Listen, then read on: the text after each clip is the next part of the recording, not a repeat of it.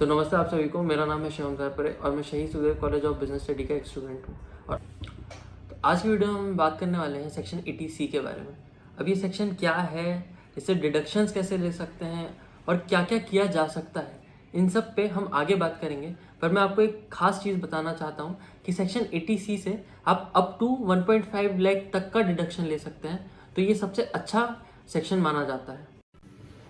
तो हम सबसे पहले शुरू करते हैं ईपीएफ से। अब ये ईपीएफ होता क्या है आखिर?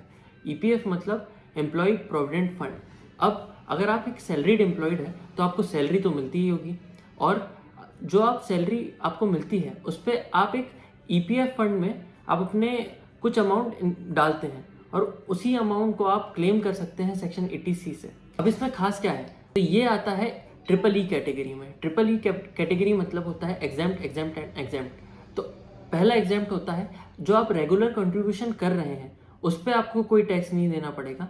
सेकंड एग्जाम्प्ट होता है जो भी आप इंटरेस्ट कमा रहे हैं, जो कि 8 से 9% के अकॉर्डिंग होता है एक ईपीएफ में, तो आपको उसमें भी कोई इंटरेस्ट नहीं देना पड़ेगा। और लास्ट एग्जाम्प्ट होता है कि जब आप वो अपना अमाउंट विड्रॉ करते हैं तो आपको उस पर भी कोई टैक्स नहीं देना होगा। इसीलिए एक ट्रिपल ई कैटेगरी के अंदर आता है। तो ये होता है ईपीएफ का फायदा।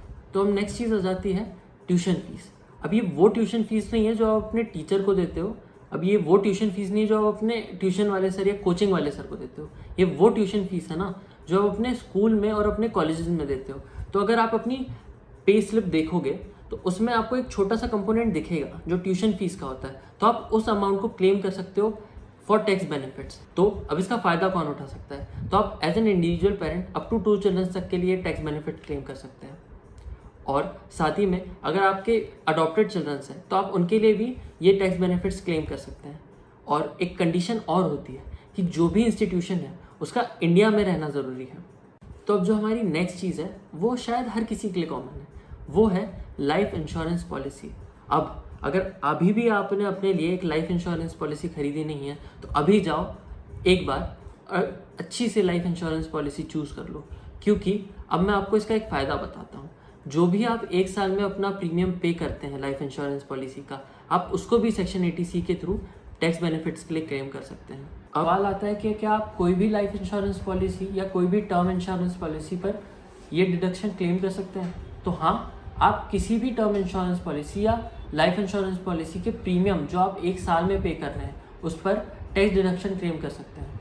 अब ये सुनने में तो काफ़ी अच्छा लगा, मगर यहाँ पर भी एक कैच है। आपका जो भी प्रीमियम हो वो आपके टोटल अमाउंट जो आपको आफ्टर मेच्योरिटी मिलने वाला होगा उसका सिर्फ 10% होना चाहिए। अगर वो उससे ज़्यादा होता है तो आप इसके टैक्स बेनिफिट्स क्लेम नहीं कर सकते। और साथ ही में आपको ये चीज़ का भी ध्यान रखना ज़रूरी है कि आप जो भी यूलिप का प्लान होता है या एंडोमेंट प्लान्स होते हैं उसमें भी ये सेम ही कंडीशंस अप्लाई होती है। तो आप इस चीज़ का खासकर ध्यान रखिएगा। अब बारी है हमारे कुछ ऐसी इन्वेस्टमेंट्स करने की जिससे हम अपने जो 1.5 लाख का जो टोटल अमाउंट होता है उस गोल तक पहुंच सके सेक्शन 80C के थ्रू। तो हमारा पहला जो इंस्ट्रूमेंट होता है ना वो होता है एनपीएस। अभी एनपीएस होता क्या है? एनपीएस मतलब नेशनल पेंशन स्कीम। अब इसमें खास चीज़ ये है ना कि ये ट्रिपल ई कैटेगरी का होता है। अब अगर आपको याद हो तो ट्रिपल ई कैटेगरी होती है एग्जाम्प्ट, एग्जाम्प्ट एंड एग्जाम्प्ट। तो यही इसकी सबसे अच्छी बात होती है। मगर यहाँ पर भी एक कैच है कि अगर आप जब अपना अमाउंट विड्रॉ करने वाले हैं तो उसका आप सिर्फ टोटल अमाउंट का 60% ही विड्रॉ कर सकते हैं। रिमेनिंग जो 40% होता है वो एक एन्युटी प्लान की तरह आपको आपकी रिमेनिंग लाइफ टाइम तक के मिलता रहेगा। तो इसका कैच सिर्फ एक यही है, बाकी बहुत अच्छी स्कीम है। पर जो भी आप अपनी एन्युटी पे अपनी मंथली इनकम कमा रहे होंगे आपको उस पर टैक्स देना होगा। तो हाँ, आप इस चीज़ का भी ख्याल रखिएगा। ये तो था सिर्फ एक फ़ायदा एनपीएस का, मगर अब इसका एक और फ़ायदा होता है। सेक्शन 80CCD में भी आप अप टू 50,000 तक का क्लेम ले सकते हैं अगर आप एनपीएस में इन्वेस्ट करते हैं। तो वही जो आपकी लिमिट 1.5 लाख की थी अब वो लिमिट बढ़कर 2 लाख तक की हो जाती है और आपको एडिशनल बेनिफिट्स भी मिलते हैं। अब वैसे सब कुछ तो अच्छा ही है एनपीएस स्कीम के बारे में, मगर इसमें जो लॉक इन पीरियड होता है वो up to 60 year of age तक का होता है। मतलब जब तक कि आप 60 साल के नहीं होते आप उस पैसे को विड्रॉ नहीं कर सकते। पार्शल विड्रॉल होते हैं पर उसका पर्पस फुलफिल नहीं हो पाता उस स्कीम का। तो एक लॉक इन पीरियड वाली प्रॉब्लम रहती है। अच्छा चलो एक और बेनिफिट बताता हूँ। अब जो एनपीएस होता है ना वो गवर्नमेंट चलाती है, और अब इंडिया में ना जब भी कोई काम गवर्नमेंट कर रही हो तो उस पर अपने आप ही काफ़ी ट्रस्ट डेवलप हो जाता है। तो अच्छी चीज़ ये है ना कि ये गवर्नमेंट चला रही है, आप अपना पैसा इक्विटी में भी शिफ्ट करवा सकते हैं, तो आपको अच्छा खासा 8 से 10% का इंटरेस्ट देखने मिल जाता है। तो मैं अब आपको एक फन फैक्ट बताता हूँ एनपीएस के बारे में। तो 2004 अक्टूबर से पहले एनपीएस में इन्वेस्ट करना नेसेसरी नहीं था, उनके पैसे अपने आप ही प्रोविडेंट फंड में चले जाते थे।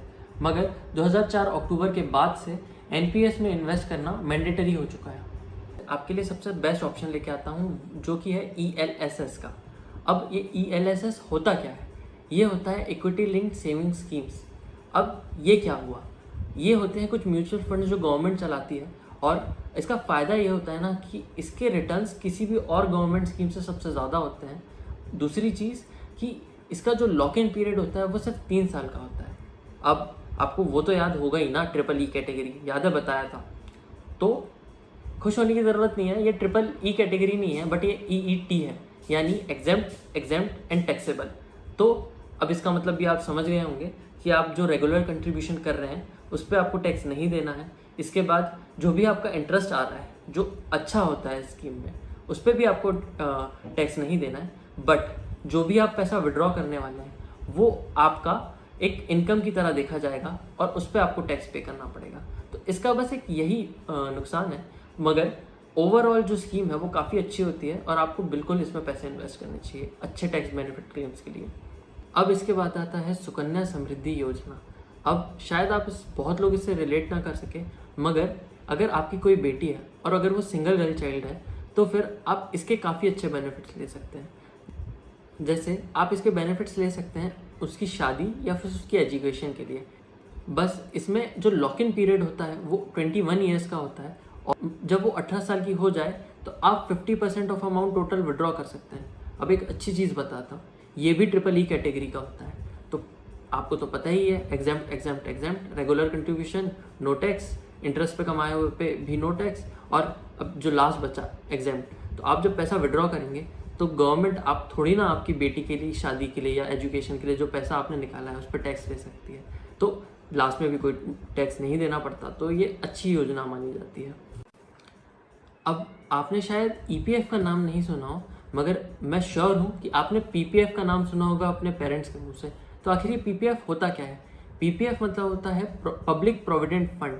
अगर आप इसमें इन्वेस्ट करते हैं तो आपको वही एक बेनिफिट देखने मिलता है जिस पे हम अभी तक बात करते हुए आए हैं, जो कि होता है EEE, यानी एग्जेम्प्ट। और साथ ही में आपको जो इसमें लॉक इन पीरियड देखने मिलता है वो 15 साल का देखने मिलता है, जो उतना कुछ खास नहीं है, मगर चलो ठीक है, अच्छा है। और साथ ही में ये अभी तक का मोस्ट सिक्योर इन्वेस्टमेंट माना जाता है, क्योंकि रीज़न वही है कि गवर्नमेंट बैक्ड है। और साथ ही में अगर आप पे कोई कोर्ट केस भी चल रहा हो तब भी आपके PPF अकाउंट को कोई हाथ नहीं लगा सकता। तो आपका जो पैसा है वो PPF अकाउंट में कुछ हद से ज़्यादा ही सेफ होता है। अब हमने EEE कैटेगरी तो देख ही ली है, एक एग्जांपल EET का भी देख लिया था। तो चलिए थोड़े ETE के बारे में भी बात कर लेते हैं। तो हम कुछ ऐसे एग्जांपल देखेंगे जिसमें आप ETE का फ़ायदा, यानी एग्जेम्प्ट, टैक्सेबल और एग्जेम्प्ट, इसका फ़ायदा उठा सकते हैं।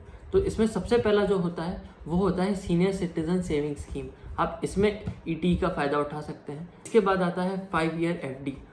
तो इसमें आपको मिनिमम 5 ईयर तक की FD करनी पड़ेगी, जिसका आप फ़ायदा टैक्स बेनिफिट्स के लिए उठा सकते हैं। अब इसके बाद आता है पोस्ट ऑफिस सेविंग्स अकाउंट। ये भी मिनिमम आपको 5 साल के लिए करना होता है टैक्स डिडक्शन क्लेम करने के लिए। और इसके बाद आता है नेशनल सेविंग सर्टिफिकेट्स। तो इसको भी आपको मिनिमम 5 ईयर्स तक के करना होता है ताकि आप इसके टैक्स डिडक्शन क्लेम कर सकें। तो अगर आपको ये वीडियो अच्छा लगा हो तो आप इस वीडियो को लाइक करें और ऐसे ही वीडियो देखने के लिए चैनल को सब्सक्राइब कीजिए।